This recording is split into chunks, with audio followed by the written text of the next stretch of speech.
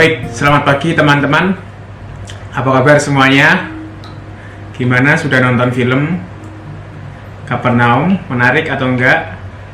Semoga kalian semua sehat-sehat saja ya di rumah, jaga kesehatan dan juga bisa tetap produktif bekerja di rumah dan bisa berdinamika bersama keluarga atau siapapun yang ada di kos-kosan atau di rumah. Baik teman-teman, pada kesempatan hari ini kita komunitas Magis akan masuk ke materi terakhir gitu ya, tentang ajaran sosial gereja. Tentu materi ini bukan hanya dipahami sebagai pengganti live-in gitu, pengganti live-in karena ada pandemi corona maka live-in dibatalkan. Tetapi sungguh-sungguh ajaran sosial gereja sendiri ini juga hal yang penting itu dalam hidup kita menggereja itu sebagai orang Katolik. Tidak hanya sebagai orang Katolik, tetapi bahkan sebagai komunitas Magis itu ya. Kita sebagai komunitas Magis itu juga membutuhkan ajaran sosial gereja itu, supaya cara kita belajar spiritualitas Ignatian itu tidak melulu ke dalam itu, tidak melulu mengenali tentang diri kita, terus tentang hidup rohaniku, terus tetapi lama-lama setelah proses cukup matang kita diajak untuk keluar itu, untuk reaching out itu, untuk melihat realitas. Kita diutus sebagai murid-murid Yesus, sebagai orang-orang muda Ignatian untuk bisa terlibat di dalam dunia ini. Gini teman-teman, kita belajar ajaran sosial gereja ini pertama bukan semata-mata karena live-in batal lalu kita kemudian belajar ajaran sosial gereja. Kalau kalian live-in pun juga kalian juga akan belajar tentang ajaran sosial gereja, tetapi dengan cara yang lain. Nah, ajaran sosial gereja ini ada hubungannya dengan spiritualitas Ignatian tuh. Jadi bukan hal yang baru sebenarnya dalam spiritualitas Ignatian tuh. Spiritualitas Ignatian itu sebenarnya terkait erat dengan ajaran sosial gereja itu. Bagaimana kita memahaminya? Saya mengajak teman-teman untuk mengingat lagi 5 tahap itu dalam latihan rohani itu sebagai inti dari semangat Ignatian tuh, spiritualitas Ignatian. Nah, sekarang pertanyaannya, di mana letak ajaran sosial gereja ini hubungannya dengan spiritualitas Ignatian tuh? Nah teman-teman, kemarin kan kalian udah belajar tentang diskresi kan ya, tentang discernment, pembedaan roh itu, dan itu semua bekal kalian untuk masuk ke dinamika dari minggu kedua sampai minggu kelima itu. Setelah mengolah sejarah hidup, kalian punya bekal namanya diskresi untuk masuk mengikuti Yesus sepanjang minggu kedua sampai minggu kelima itu ya. Dari Yesus berkarya, Yesus menderita, Yesus bangkit, dan juga hidup harian kita itu. Nah sekarang ajaran sosial gereja ini letaknya itu sebenarnya juga ada di antara minggu kedua ini itu. Santo Ignatius dalam latihan rohani itu, dalam memasuki minggu kedua, tahap minggu kedua, bagaimana kita bisa mengikuti Yesus dengan lebih dekat itu, Santo Ignatius membukanya dengan suatu meditasi itu.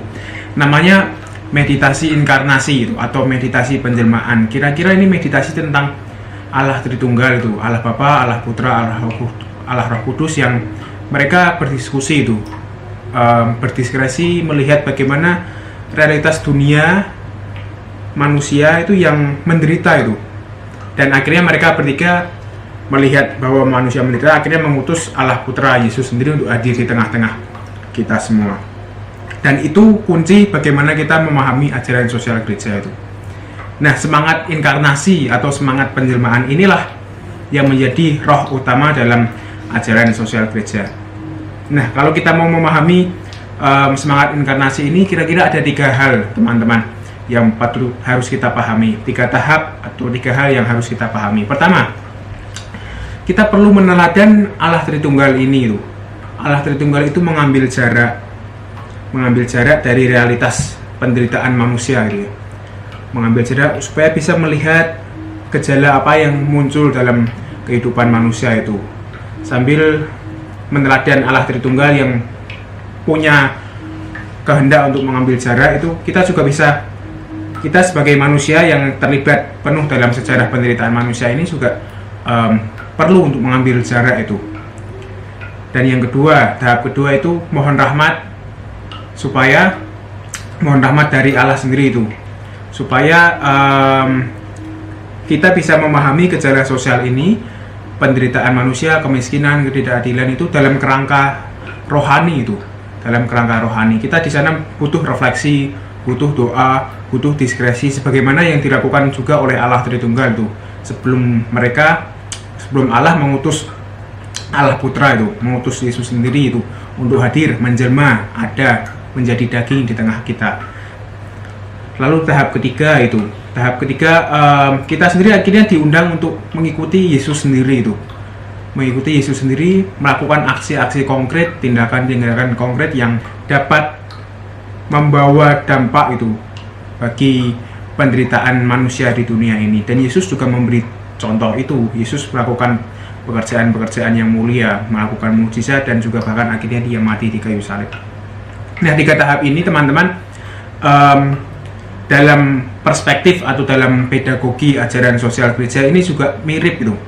3 tahap ini juga diadaptasi oleh ajaran sosial gereja itu.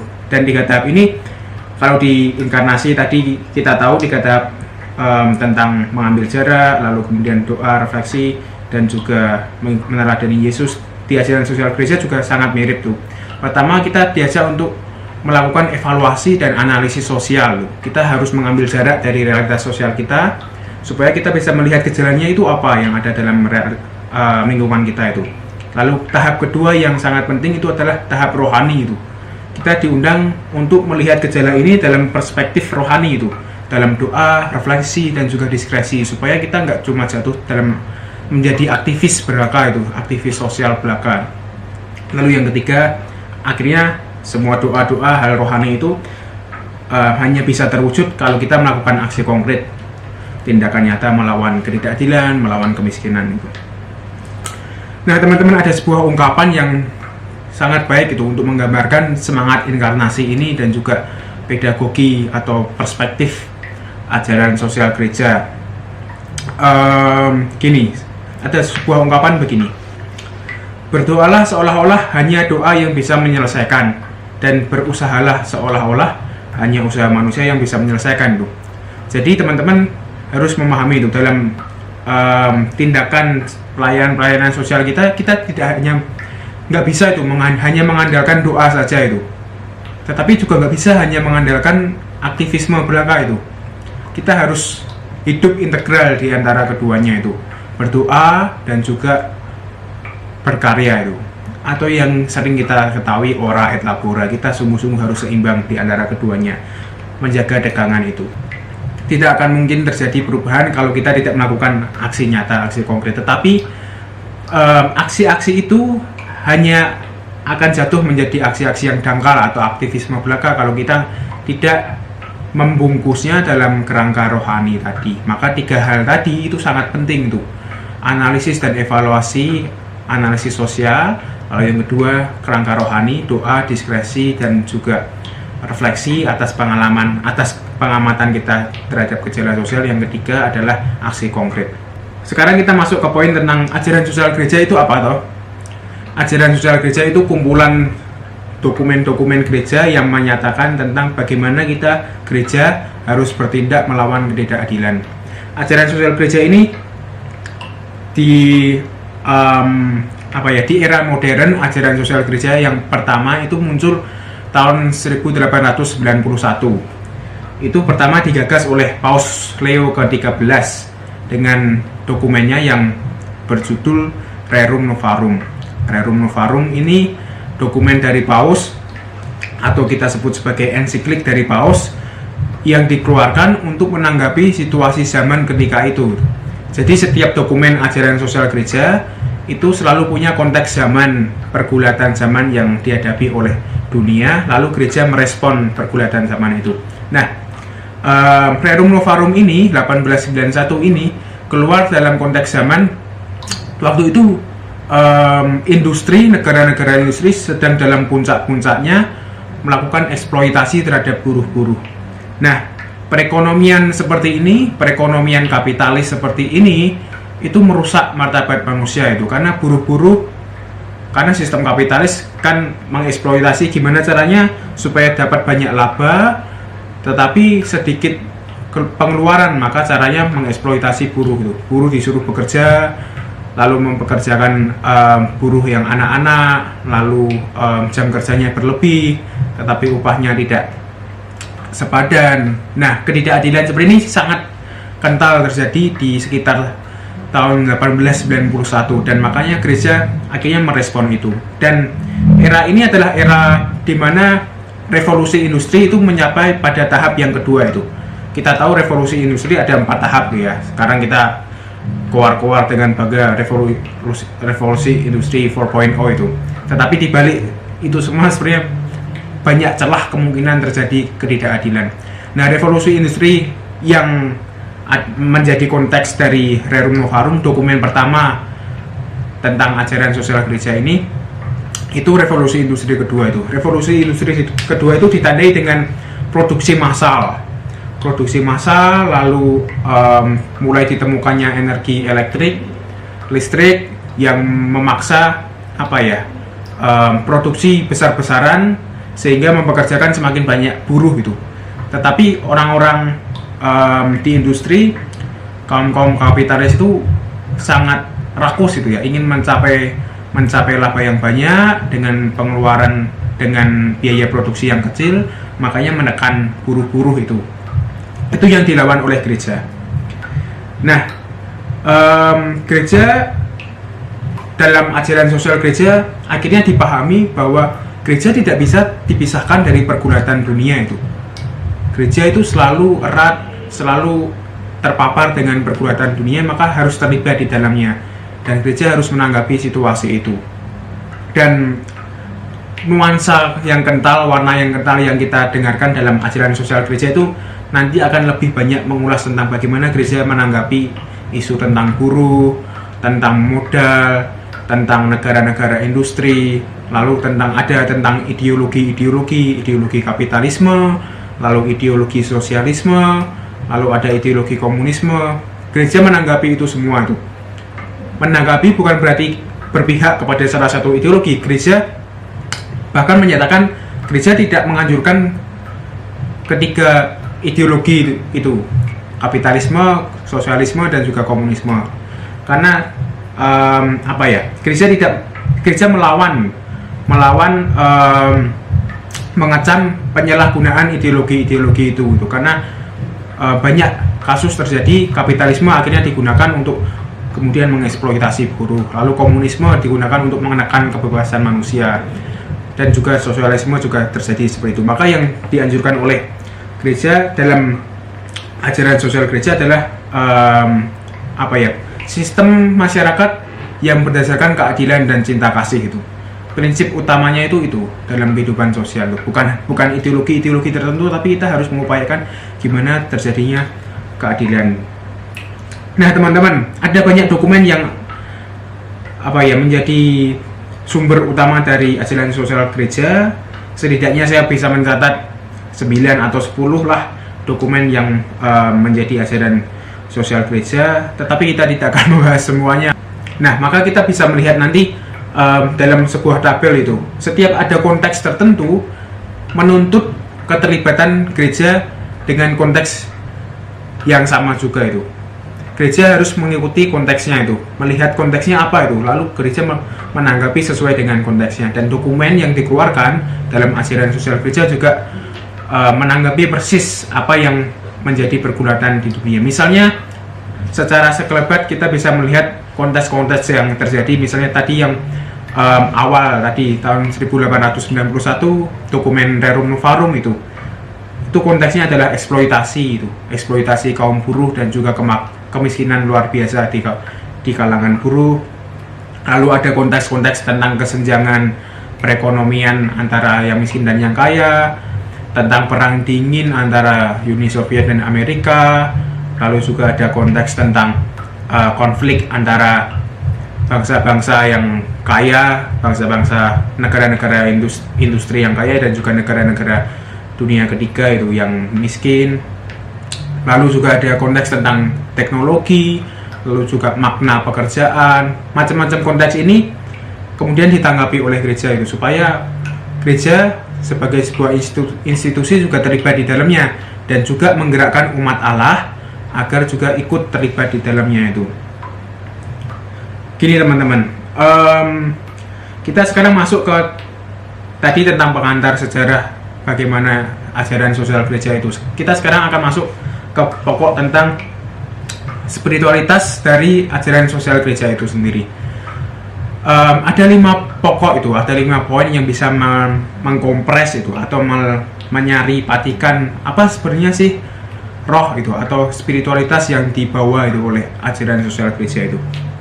Pertama tadi, roh utama dari ajaran sosial gereja itu kan apa ya, semangat inkarnasi itu, semangat penjelmaan itu yang ada dalam diri Yesus sendiri itu.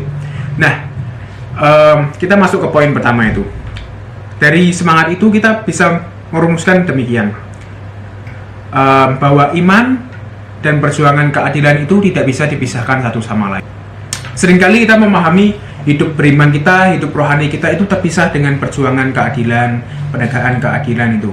Bahwa kita berdoa secara khusyuk di dalam gereja, tapi ketika misa selesai, setelah ikut ekaristi selesai, keluar dari gereja, seolah-olah nggak ada hubungannya antara tanggung jawab sosial dan juga kedalaman hidup rohani itu.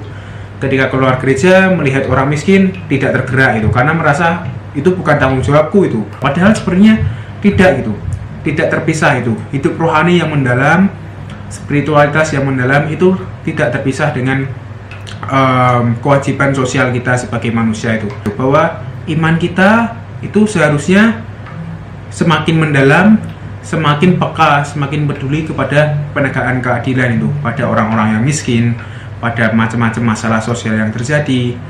Untuk kita diundang untuk terlibat di dalamnya itu, terlibat supaya bisa menghadirkan wajah Allah itu, wajah Allah yang menjelma di tengah dunia itu, wajah Allah yang terus mencipta di tengah dunia. Jadi iman, poin pertama adalah iman dan penegakan keadilan itu integral, tidak terpisah. Jangan sampai kita jatuh dalam praktik hidup beriman yang dikotomis itu, memisahkan satu sama lain. Hidup rohani sendiri, lalu tanggung jawab sosial hal yang lain, bukan urusanku. Jangan sampai seperti itu. Nah, maka sekarang kita bisa bertanya, gimana sih selama ini aku menghayati imanku itu? Apakah aku terjebak dalam pemisahan hidup rohani dan juga tanggung jawab sosial tadi? Sejauh mana aku bisa mengintegrasikannya? Kalau aku memang tidak jatuh dalam cara pandang yang dikotomis tadi. Itu poin pertama. Spiritualitas yang menjelma itu, penjelmaan. Poin kedua itu. Poin kedua adalah tentang luhurnya martabat pribadi manusia. Nah, ini sangat penting itu, supaya kita bisa memahami bagaimana sih tanggung jawab sosial itu, kenapa begitu erat dengan hidup iman kita itu. Dalam kitab suci kita sangat familiar itu dengan kata manusia adalah citra Allah, manusia adalah gambaran dari Allah. Dan ini menjadi dasar itu, menjadi dasar bagaimana kita memahami manusia itu, manusia sesama kita itu, bahwa martabat pribadi manusia itu sebagai citra Allah itu harus diluhurkan itu. Manusia itu harus menjadi tujuan dari kebaikan, bukan menjadi sarana. Kalau misalnya kasus tentang Zain tadi, tentang Zain di film Kapernaum, coba deh teman-teman lihat martabat manusia mana yang dilanggar itu dalam film itu. Bisa jadi Zahar yang dijual, martabat Zahar sebagai anak tidak dihargai, dikalahkan oleh kepentingan ekonomi keluarga, maka Zahar dijual untuk membayar utang. Bisa jadi eksploitasi anak yang dilakukan oleh calo pembuat identitas palsu itu, dengan delik pura-pura ingin mengadopsi si adik bayi itu, tetapi ternyata anak itu dieksploitasi. Atau martabat pribadi pengungsi secara umum tuh, bahwa negara abai, tidak memperhatikan pengungsi, tidak menjamin kesejahteraannya. Dengan cara pandang seperti ini kita akan semakin peka itu, bahwa penting gitu, kita punya tanggung jawab sosial itu penting, bukan karena apa-apa itu, tapi ya karena manusia itu berharga di mata Allah itu. Maka kita sebagai sesamanya juga punya kewajiban gitu, punya tanggung jawab gitu, untuk ambil bagian di sana, terlibat, peduli dan memperhatikan mereka. Lalu poin ketiga itu tentang gimana kita punya preferensi yang lebih kepada orang-orang miskin itu. Kita punya perhatian yang lebih pada orang-orang miskin. Gini teman-teman, kita diajak untuk mengutamakan kaum miskin itu, karena kaum miskin itu orang yang paling rentan itu di dalam masyarakat itu, dan orang yang paling rentan ini, orang miskin itu tidak hanya rentan secara ekonomis ya, tetapi juga rentan secara politis. Dia tidak punya suara untuk menyuarakan aspirasinya, tetapi juga rentan secara sosial itu, tidak punya pengaruh sosial di dalam masyarakat. Dan dalam keterlibatan kita itu, kepekaan kita pada orang miskin, kita dituntut untuk mencintai mereka itu, punya cinta kasih itu, nggak cuma punya rasa kasihan itu kan seperti meletakkan mereka ada di bawah kita itu, tetapi sungguh-sungguh punya compassion tuh, punya cinta kasih untuk memperhatikan mereka. Maka mungkin kita bisa bertanya itu dalam diri kita itu, sebenarnya siapa sih orang miskin itu? Siapa orang yang paling rentan itu? Mungkin kita bisa melihat dalam lingkungan terdekat kita itu. Di lingkungan terdekat kita, apakah ada orang-orang miskin itu? Siapa orang rentan yang ada di lingkungan terdekatku, entah di keluargaku, entah di RT atau di RW atau di lingkungan kantorku itu. Dan mungkin kita juga bisa bertanya itu, apa sih yang mereka butuhkan itu? Mungkin juga kehadiran kita itu untuk mendengarkan mereka itu. Dan apa yang sudah kita lakukan untuk mereka. Poin keempat tentang solidaritas universal. Ajaran sosial gereja juga menganjurkan kita, mengajak kita untuk punya solidaritas universal. Solidaritas universal itu bisa dimulai dari lingkungan terdekat kita itu. Tetapi undangannya adalah semakin membawa dampak itu, solidaritas itu se-universal mungkin itu. Jangan sampai kita punya pemikiran atau perspektif bahwa alah, ngapain sih membantu pengungsi? Orang Indonesia aja masih banyak orang yang miskin, ngapain sih bantu pengungsi? Pengungsi kan dari negara lain. Nah, cara pikir seperti ini di satu sisi memang cukup rasional, tetapi berbahaya itu, karena bisa-bisa membuat kita semakin picik itu bahwa universalitas solidaritas itu diperlukan sebenarnya. Justru karena ketika setiap orang itu merasa saling membutuhkan satu sama lain itu. Dan solidaritas itu tidak bisa dibatasi oleh sekat-sekat kebangsaan atau sekat-sekat agama itu. Dan ini yang dituntut dari gereja itu. Ajaran sosial gereja itu mengajak kita untuk punya solidaritas ini itu. Mengajak negara-negara secara makro ya. Negara-negara misal dalam film itu, Lebanon sebagai negara penampung itu juga harus punya solidaritas pada pengungsi-pengungsi Suriah itu. Negara-negara lain yang secara politik punya intervensi besar dalam krisis Suriah seperti Rusia, Amerika, ada beberapa negara lain juga diundang untuk punya goodwill supaya bisa mengatasi krisis di Suriah bersama-sama. Nah, yang kelima tentang spiritualitas kerja teman-teman. Ajaran sosial gereja itu menyoroti itu bahwa orang-orang punya kemungkinan merasa tersingkir dari pekerjaan-pekerjaan mereka, atau merasa kesepian justru karena pekerjaan-pekerjaan mereka, atau merasa kehilangan makna itu, merasa kosong itu, karena selama ini disuruh kerja tetapi tidak bisa menemukan makna atau nilai atau tujuan dari pekerjaan mereka itu. Nah teman-teman, maka sangat penting sekali itu bagi kita untuk menemukan makna itu dari pekerjaan kita, melihat sisi spiritualitas dari pekerjaan kita, supaya kita nggak hanya sebagai makhluk yang mekanis itu, disuruh ABCD tetapi tidak bisa berefleksi tentang makna dari pekerjaan itu. Nah, ASG atau ajaran sosial gereja itu mengajak kita untuk melihat pekerjaan ini sebagai partisipasi kita dalam karya Allah yang terus mencipta itu. Allah yang terus mencipta ini juga menjadi roh utama dari ajaran sosial gereja. Kita tahu dalam semangat inkarnasi itu, dalam misteri inkarnasi, dalam penjelmaan itu, Allah Yesus hadir di tengah manusia, ikut berkarya bersama kita. Yesus sendiri bahkan seorang pekerja, dia adalah seorang tukang kayu, dan kita juga diundang untuk terlibat di dalamnya itu. Dan dengan kehendak untuk menemukan nilai, tujuan dari setiap pekerjaan. Kita bisa mencurahkan cinta kasih kita lewat pekerjaan. Kita bisa punya tujuan itu dalam pekerjaan kita, tujuan untuk menciptakan persaudaraan yang lebih luas, lalu kehendak untuk menciptakan keadilan di dalam lingkungan kerja kita, itu berlaku jujur di sana, dan juga sebisa mungkin mengusahakan perdamaian, itu mengusahakan relasi yang baik di antara lingkungan kerja kita. Tetapi selalu ada banyak tantangan itu ya kalau orang kerja itu ya. Gimana misalnya kalau ada orang bertanya itu, gimana kalau capek itu? Kalau capek nggak punya cukup waktu untuk memaknai pekerjaan itu, nggak punya cukup waktu untuk melihat sisi spiritualitas dalam pekerjaan. Gimana kalau lagi hektik, lagi closingan, kalau dimarahi bos gimana? Apakah nggak boleh marah-marah juga? Gini teman-teman, memang susah itu. Kerja itu memang menguras banyak energi secara fisik itu. Tenaga kita secara manusiawi dipakai, tetapi kita diundang untuk beyond itu, melampaui hal itu, melampaui dan menemukan makna dari kita sekedar sebagai makhluk yang mekanis melakukan ini itu.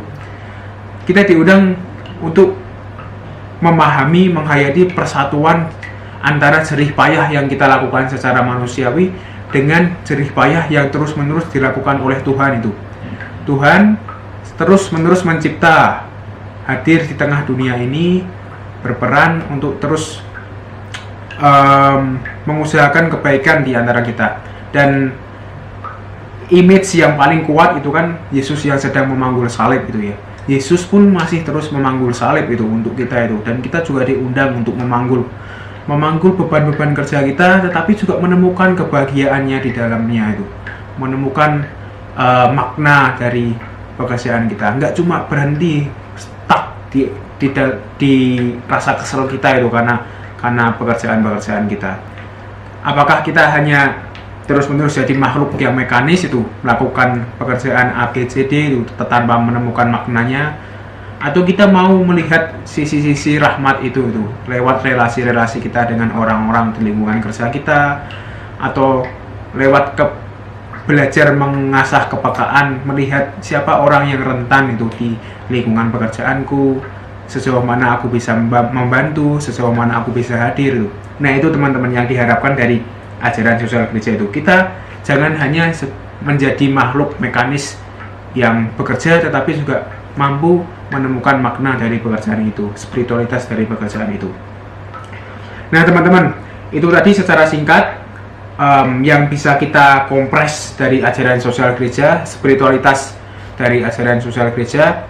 Ajaran sosial gereja selalu hadir dalam konteks sejarah tertentu itu, dan sekarang konteks sejarah sudah sangat berbeda, dan pedagogi ASG ini harus menjadi pedagogi yang teman-teman pegang dalam hidup harian teman-teman itu, sebagai umat Katolik, sebagai orang-orang muda yang ingin belajar semangat Ignatian itu, bahwa kita itu harus punya 3 tahap tadi. Yang pertama, kehendak untuk mau mengambil jarak supaya kita bisa melihat gejala sosial yang terjadi itu apa itu. Mengambil jarak dengan melakukan evaluasi atau analisis sosial kecil-kecilan itu. Lalu yang kedua, kita membawanya, pengamatan kita dari gejala sosial itu dalam kerangka doa, refleksi, lalu diskresi, supaya kita bisa menentukan aksi apa yang paling tepat yang dibutuhkan dalam dunia ini yang dikehendaki oleh Tuhan. Baru yang ketiga, kita bisa melakukan aksi itu, tindakan konkret nyata di tengah-tengah masyarakat. Kita berharap supaya kita tidak hanya jadi sekedar aktivis sosial yang dangkal, yang picik, yang akhirnya kering, tidak menemukan makna, tetapi kita juga berharap supaya kita tidak hanya berdiam diri, mengolah terus-menerus tentang hidup diri kita sendiri, mengolah interioritas kita sendiri tanpa mau reaching out itu, keluar melihat apa sih yang terjadi di dunia itu. Nggak cuma ngomong tentang hidup rohani, tetapi kita punya hidup yang integral. Hidup rohani mendalam, bagus, tetapi kedalaman rohani itu semakin terpancar ketika kita peduli, ketika kita peka itu pada penderitaan orang lain tuh. Dan disitulah nilai magis kalian itu di situ itu. Kalian tuh menjadi sungguh-sungguh magis, bimor itu kalau kalian bisa sangat matang dalam mengolah hidup pribadi, hidup rohani. Tentu tidak semua orang harus rampung dengan dirinya sendiri, setidaknya dia bisa menerima diri itu. karena ya pengolahan hidup itu akan terjadi terus-menerus. Tetapi undangannya, aku yang sudah merasa cukup dengan pengolahan diri ini, walaupun tidak ada kata cukup dalam pengolahan hidup, akan terus-menerus berjalan. Aku akan membuka diri untuk terbuka itu, melihat keluar itu, melihat dunia ini sebenarnya membutuhkan apa atau dari keterlibatanku ini, apa yang aku punya kira-kira yang bisa aku sumbangkan. Gitu teman-teman, dari selayang pandang sekilas tentang ajaran sosial gereja, tentu banyak pertanyaan, tetapi undangannya teman-teman diajak untuk menghidupi 3 pedagogi tadi dan juga mendalami 5 spiritualitas ajaran sosial gereja tadi.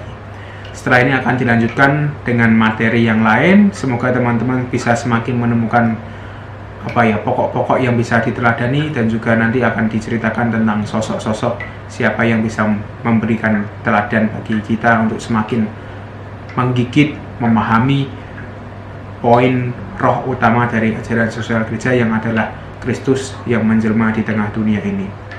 Terima kasih.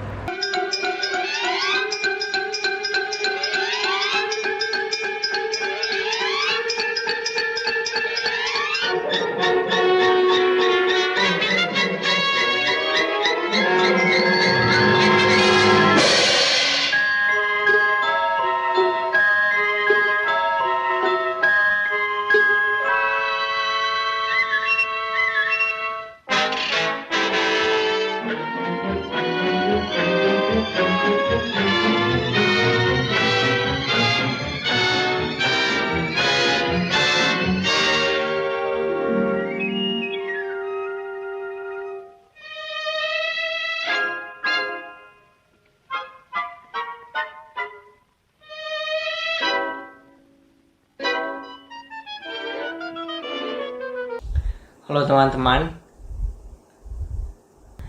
kita bersyukur teman-teman bahwa dalam pergulatan iman kita ada banyak orang yang bisa kita jadikan panutan. Mereka lah yang menunjukkan kepada kita bagaimana seorang Kristiani tidak hanya tinggal diam dalam gereja, tapi juga keluar melayani dunia. Tentu ada banyak contoh yang bisa kita ambil. Tetapi kini kita hanya akan belajar dari 2 orang saja. Yang pertama adalah seorang Yesuit bernama Pedro Arrupe. Dan yang kedua adalah seorang wanita yang tulus hati bernama Bunda Teresa. Kedua orang itu adalah pribadi yang sepanjang hidup mereka dipenuhi oleh pertanyaan, apa yang dapat aku lakukan bagi dunia? Mari kita lihat tokoh yang pertama, Pedro Arrupe. Siapakah dia? Lahir di Bilbao 14 November 1907 dari suku yang sama dengan Ignatius Loyola, yaitu Bask. Arrupe kecil ditinggalkan oleh ibunya di usia 8 tahun, disusul ayahnya yang meninggal 10 tahun kemudian. Nah, sebelum masuk novisiat Serikat Yesus, ia menyelesaikan studi kedokteran di Universitas Madrid dan berkesempatan untuk terlibat dalam penelitian ilmiah menyelidiki mukjizat-mukjizat yang terjadi di Lourdes. Teman-teman tahu kan Lourdes di mana? Di sana, di dalam pengalaman di Lourdes, seperti diakui oleh Arrupe, pengalaman itu menjadi dasar hidup panggilannya. Ia begitu terkesan pada suasana sederhana di sana. Dia senang melihat patung Bunda Maria dan juga diiringi suara doa peziarah di bawah riak air sungai Gave yang tenang. Alih-alih melanjutkan karir sebagai dokter, Arrupe memilih bergabung dengan Serikat Yesus. Pedro Arrupe dikenal sebagai jenderal atau pemimpin tertinggi Serikat Yesus yang amat concern pada keadilan sosial. Di masa kepemimpinannya, Jesuit membentuk suatu lembaga yang disebut Jesuit Refugee Service sebagai bentuk perhatian serikat kepada para pengungsi. Kepekaan sosialnya tidak muncul seketika. Arrupe dibentuk setidaknya oleh 2 pengalaman. 2 pengalaman utama yang menuntut keterlibatannya di bidang sosial. Yang pertama, Perang Dunia Kedua. Sebagai misionaris di Jepang, Arrupe ini dia sejak awal novisiat memang punya keinginan menjadi misionaris di Jepang. Dan ketika diutus di sana, Arupe sempat dicurigai sebagai mata-mata Amerika dan dimasukkan ke dalam penjara. Setelah 33 hari ditahan, Arupe bebas dari ancaman eksekusi mati. Ia menyebut pengalaman itu sebagai bulan yang paling mendidik dalam hidupnya. Masih dalam rangka perang, setelah bom nuklir jatuh di Hiroshima dan Nagasaki, Arupe dan Jesuit-Jesuit lain mengubah novisiat di sana menjadi rumah sakit lapangan. Berkat pengetahuannya, Arupe pernah studi kedokteran kan di Universitas Madrid. Arupe bisa menolong para korban yang terkena luka bakar. Di pengalaman kedua, Arupe resah dengan kondisi pengungsi Vietnam. Akibat perang Vietnam terjadi eksodus besar para penduduk Kamboja, Laos, dan Vietnam ke negara-negara lain seperti misalnya Indonesia, di Pulau Galang, dan Australia. Situasi itu menimbulkan kegelisahan di hati Arupe dan mendorongnya membentuk tadi yang sudah disebutkan, Jesuit Refugee Service. Selama menjadi Jenderal Serikat, Arupe berulang kali menegaskan arah pelayanan Jesuit untuk melayani orang-orang yang paling rentan dan lemah.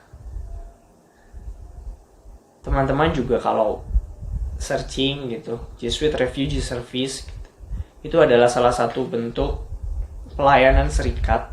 Dan teman-teman juga kalau memang tertarik untuk melayani di bidang itu, bisa menjadi relawan untuk melayani para pengungsi. Satu hal yang penting menjadi catatan, keterlibatan sosial Arupe lahir dari kemendalaman relasinya dengan Allah. Fondasi hidup sosialnya yang tadi tampaknya begitu hebat ya, sebenarnya muncul dari hidup rohani yang sederhana tapi mendalam. Seperti dikatakan oleh Arupe, berdoalah banyak-banyak. Masalah seperti ini tidak dapat diselesaikan dengan usaha manusiawi saja. Itu tokoh pertama kita. Tokoh kedua adalah Bunda Teresa dari Kalkuta. Ia lahir di Makedonia 26 Agustus 1910 sebagai anak bungsu di keluarga Katolik yang taat. Suster yang memiliki nama asli Agnes Gonja Boyaju sempat bergabung dalam kongregasi Suster Loreto di Irlandia, dan dia menerima nama Suster Mary Teresa. Itulah kenapa dia disebut sebagai Suster Teresa. Nah, dari Irlandia itu dia diutus ke Kalkuta, ke sebuah kota yang miskin, dipenuhi dengan orang-orang sakit di tepi jalan. Dalam perutusannya itu ia bekerja, melayani, dan mengajar di sekolah Katolik. Tetapi hati Teresa terusik ketika ia melihat penderitaan orang-orang miskin, sementara dirinya tinggal di biara yang nyaman, dibatasi oleh tembok yang tinggi. Kegelisahan itu memenuhi hati dan pikirannya. Ia terngiang kata-kata Yesus di kayu salib, "Aku haus." Dan kemudian ia segera membuat keputusan untuk melayani di luar tembok biara. Teresa memilih untuk keluar melayani dan bersentuhan langsung dengan orang-orang kusta di sana, sambil tentunya ditemani oleh para relawan. Ia kemudian mendirikan kongregasi Suster Misionaris Cinta Kasih di tahun 1950. Ketulusan, kerendahan hati, dan cinta kasih yang amat besar ditunjukkan oleh Teresa selama pelayanan di sana. Segala pelayanannya itu semata-mata adalah jawaban atas panggilan personalnya untuk memberi minum Yesus yang haus, yang tentu ada dalam diri orang-orang miskin. Salah satu ungkapan yang begitu dalam, yang juga seringkali menyentuh bagi saya adalah "Do small things with great love." Lakukanlah hal-hal kecil dengan cinta yang besar. Lalu, mengapa dua tokoh itu dipilih sebagai contoh dari praktek spiritualitas pelayanan sosial? Kedua tokoh, Arupe dan Teresa, adalah contoh orang-orang yang terusik akan kenyataan sosial di sekitarnya. Arupe dalam situasi perang, dan Teresa dalam lingkungan orang-orang miskin. Dalam kerangka ajaran sosial gereja, mereka mempraktekkan apa yang disebut evaluasi, terpapar dengan kenyataan lingkungan sekitar, dan tidak hanya tinggal diam, tergerak oleh lingkungan sekitar. Yang kedua, refleksi. Mereka selalu bertanya, apa yang dapat aku lakukan? Tuhan mengundangku untuk apa?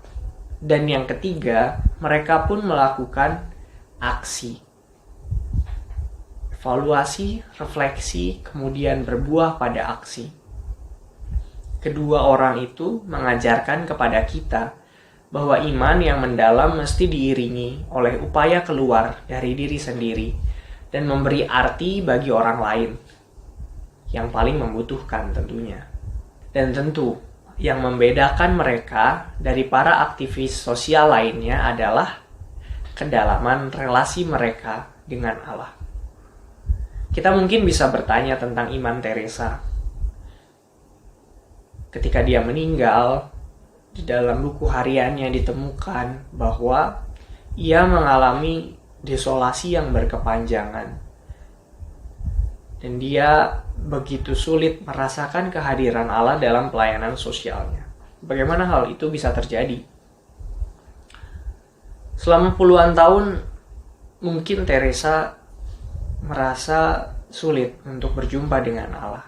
Tapi justru di sanalah letak kekuatan Teresa. Pelayanan yang ia lakukan adalah jawaban dari panggilannya untuk mencintai Yesus dan sesama. Dan sekalipun ia bergulat, resah sepanjang waktu, tapi ia tetap menjalankan panggilannya itu dengan penuh cinta. Seperti materi di sermon kemarin kan, kita tetap melaksanakan tugas dan kewajiban kita, pilihan kita sebelumnya, sekalipun ada dalam situasi yang desolasi. Teresa tidak jatuh pada perasaan dan keputusasaan. Ia tetap setia melayani demi sesama, dan ia yakin bahwa Tuhan pun selalu menyertai dia.